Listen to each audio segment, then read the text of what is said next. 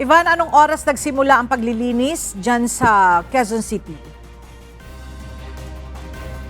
Magandang tanghali sa iyo, Ella. Kaninang alas 4 ng umaga ay nagsimula na ng paglilinis ang Special Clearing Operations Group o SCOG ng Quezon City Local Government Unit o LGU upang hindi na tuluyang matambak pa ng matagal ang mga basura dito sa mga pangunahing lugar sa lungsod.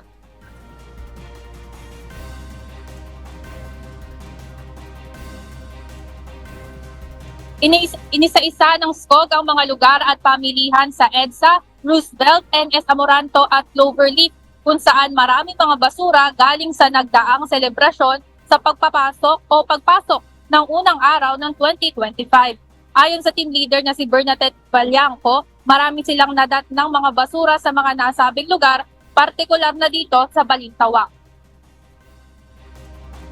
Napakarami po talaga na tambak.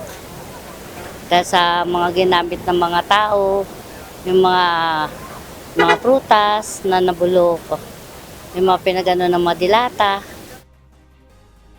Anya, kada distrito sa Quezon City ay mayroong 20 miyembro ng SCOG upang maglinis ng mga kalat ng mga paputok mula sa mga okasyon, pati na rin mga basura galing sa mga palengke dahil sa dagsa ng mga tao dito kahapon.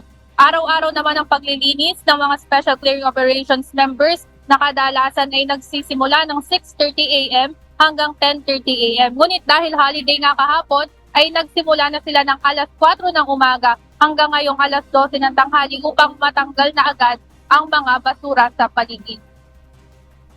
Ella, sa ngayon ay naka-break time itong mga miyembro ng Special Clearing Operations Group pero tuloy-tuloy pa rin ang kanilang mga paglilinis at itong mga tambak na basura ay dadalhin din naman sa dump site agad-agad upang hindi na nga tuluyang matambak pa dito ng mahabang oras at hindi na makasagabal sa mga taong lalabas ngayong araw. Yan muna ang update mula dito sa Balintawak Market. Balik sa inyo dyan, Ella. Maraming salamat, Ivan Alvarez.